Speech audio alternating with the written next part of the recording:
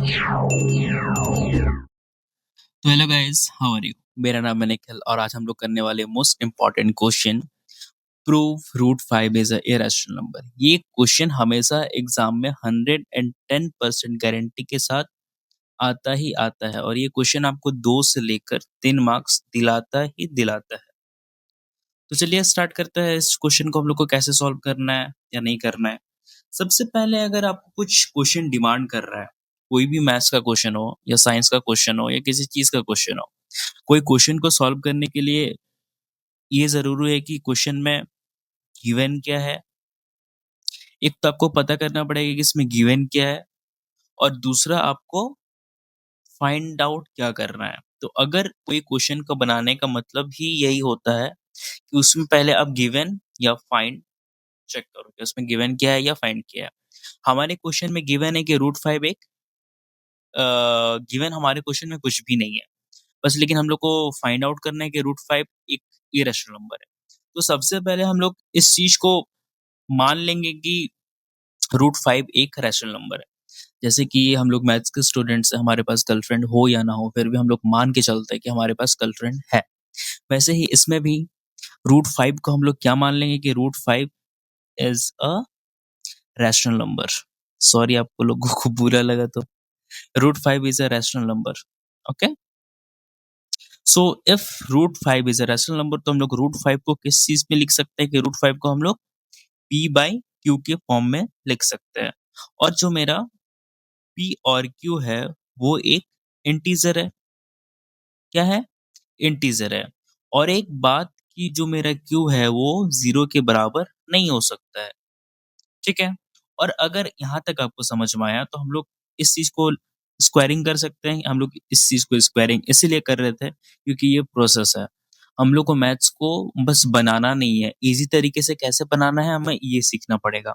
तो अगर इस चीज़ को हम लोग चारों तरफ से या दोनों साइड से इसको स्क्वायर कर देते हैं।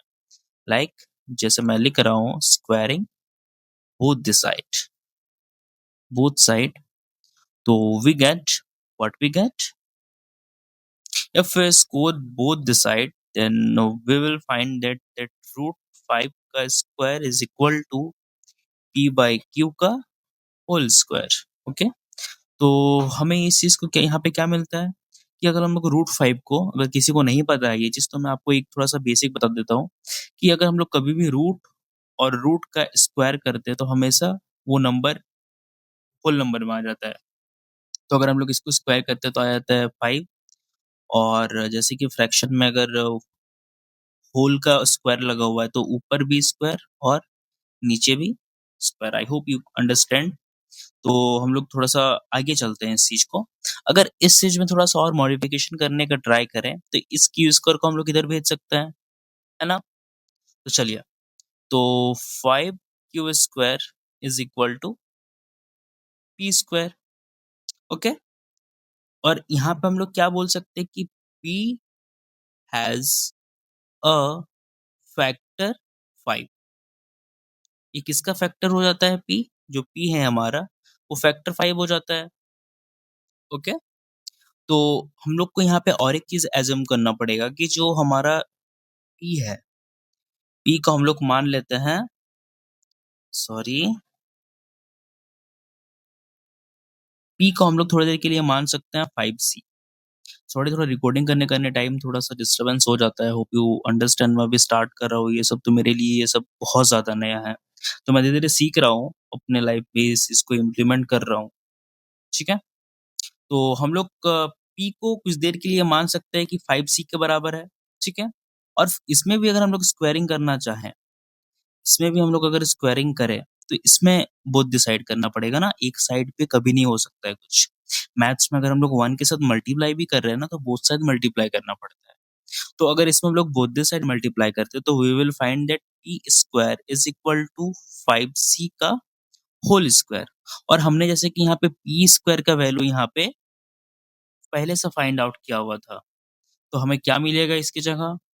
हम लोग यहाँ पे पी स्क्वायर को वैल्यू डायरेक्टली पुट कर सकते हैं कि पी स्क्वायर का वैल्यू है 5Q square is equal to 25C का स्क्वायर।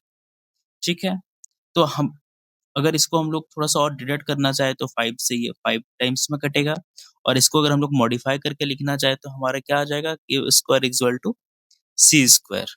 ठीक है, और यहाँ पे हम लोग को और एक चीज समझ में आ रहा है, sorry 5c square, 5c square ना, एक सेकेंड,